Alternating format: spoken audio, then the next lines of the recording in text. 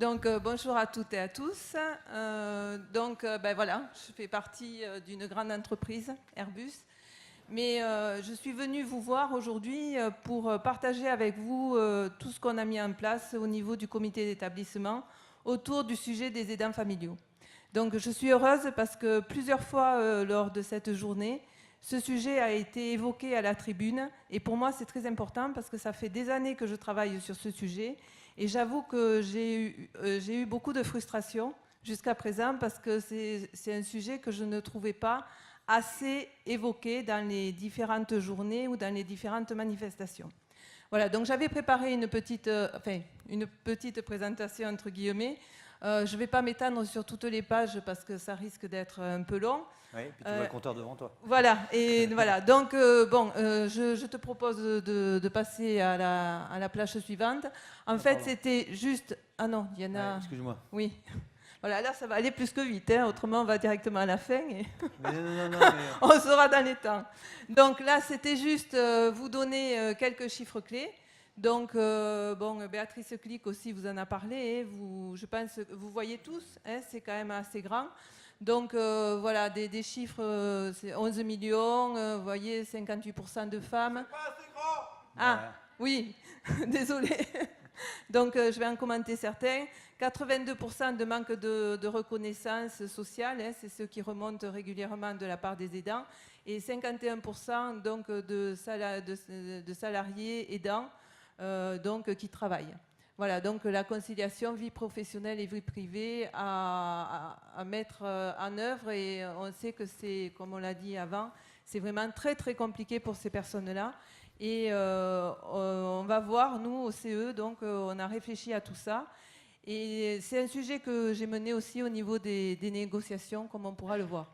Donc j'avais prévu de vous, la diapositive suivante, de faire un petit rappel sur les différents congés légaux. Malheureusement, on va manquer de temps. Donc il y a le congé de proche aidant, congé de solidarité familiale, congé de présence parentale, le droit au répit, on n'en a pas parlé, mais ça c'est hyper important. Ça fait partie des dernières mesures qui ont été mises en place par le gouvernement et qui ne sont pas assez déployés encore, mais sur lequel là aussi nous avons un rôle hyper important, parce que là je reviens aussi et j'insiste, c'est vrai qu'on est là pour donner de l'information. On a la chance d'assister à des journées comme aujourd'hui, on a la chance d'avoir des stages, d'ailleurs j'avais participé au stage donc à Valenciennes, et ça a été vraiment une mine, un plaisir. Bon, ça a été, il y a eu des moments, on avait tellement d'informations que c'est vrai, c'est quand même lourd, ça demande des efforts, mais ça vaut le coup. Et tout ce qu'on apprend, il faut le transmettre, il faut en parler. Il faut parler des choses qu'on sait, il faut parler des choses qu'on fait. Et il ne faut pas hésiter à aller trouver les gens, parce que les gens, ils ont besoin de nous. Et moi, ce que je voulais dire, c'est que le sujet des aidants familiaux, bon, ça fait maintenant plus de 10 ans que je suis engagée dans le syndicat, que j'ai des responsabilités, que je négocie, égalité professionnelle, handicap, formation maintenant. Et je me rends compte qu'en fait, le sujet des aidants, j'ai l'impression que c'était le sujet du handicap chez Airbus il y a quelques années. C'est-à-dire que maintenant, les gens... de par les accords que nous avons, ils arrivent à dire qu'ils sont en situation de handicap. Les aidants familiaux, il faut aller les chercher. Donc, ce travail-là, c'est à nous à le faire. Hein. Et c'est à nous aussi, Madame Gillot l'a dit, c'est à nous à revendiquer, c'est à nous à être sur le terrain et à proposer. Donc, on va voir tout ça. Donc, tu peux faire défiler. Voilà, continue, parce qu'en fait, bon, j'ai pas le temps. Hein. Donc, continue, voilà. Voilà, alors là je reviens à ce que je vous disais, donc ce qui est important c'est les revendications lors des négociations, que ce soit au niveau de l'accord handicap, que ce soit au niveau de l'accord égalité professionnelle, que ce soit au niveau des accords sur la qualité de vie au travail. Moi chez Airbus, il n'y a qu'un aspect avec lequel je suis arrivée à aborder ce sujet des aidants, c'est l'accord égalité professionnelle. C'est un moyen détourné, mais j'y suis arrivée. Au niveau du groupe, je me suis pris, ça fait des années que je suis dessus, je me suis pris des vents, mais mémorables. Mais ça fait rien, au niveau après de l'entreprise, j'y suis arrivée. Donc surtout, là aussi, il ne faut pas baisser les bras. Et en plus, le fait qu'on en parle de plus en plus dans les médias, qu'on en parle au niveau des gouvernements, au niveau des différentes mesures législatives, ça nous aide. Donc il faut vraiment s'en servir. Et là, je vais vous donner quelques exemples. Par exemple, donc, dans l'accord égalité professionnelle, on est arrivé à obtenir 4 jours. C'est-à-dire que tout salarié qui a un conjoint, un enfant, un ascendant handicapé peut avoir 4 jours par an. Voilà, soit journée, soit demi-journée. Ces jours, s'ils ne sont pas utilisés, ils sont cumulables avec les années qui n'ont pas été, avec les jours qui n'ont pas été utilisés avant. Et donc, une revendication aussi qu'il a été compliqué d'avoir, mais dont je suis vraiment très fière, c'est le fait qu'on ait la reconnaissance de l'ascendant GIR 1, 2, 3. À partir du moment où vous avez un parent en perte d'autonomie, bon, là, c'est pareil. C'est pour ça que la formation, c'est important. Parce qu'en fait, c'est avec la formation qu'on apprend tout ça. Ça ne nous vient pas comme ça, tout d'un coup. Donc, il faut vraiment se former. Il faut aller à la recherche des informations. Donc, GIR 1, 2, 3, c'est quand vous faites un dossier pour APA, allocation perte autonomie. Il y a un infirmier ou une infirmière qui vient chez vous. On va vous faire répondre à un questionnaire. Et là, il y a une grille ISO-ressources qui est donnée. Ensuite, voilà. Voilà, alors autre chose qui est super aussi intéressant, c'est il y a des organismes qui font des formations spécifiques pour les salariés aidants familiaux. Donc nous, on est passé avec Formel, et c'est une formation donc, qui est en place chez nous depuis 5 ou 6 ans. Et vraiment, moi je n'ai aucune action chez Formel, mais on a vraiment des retours hyper positifs. Donc là, c'est pareil, n'hésitez pas dans vos entreprises à demander à ce que cette formation apparaisse dans le catalogue des formations proposées. Vous avez un petit picto là sur la journée du 6 octobre, qui, je vous le rappelle, la journée nationale des aidants familiaux. Alors, on peut penser ce qu'on veut des journées nationales, on peut penser ce qu'on veut des semaines, mais en fait, l'avantage, c'est qu'on met un sujet sur le devant de la scène. Donc, n'hésitez pas à rebondir sur ces journées, parce que ça ouvre vraiment la possibilité au dialogue et de dire nous aussi on est présents, nous aussi on travaille sur ce sujet. Oui. Et ouais, mais. Oui, non, mais là, j'ai rien dit. Non, mais c'est. Allez. On va revendiquer, on est 3. Oui, non, mais. Allez. On continue.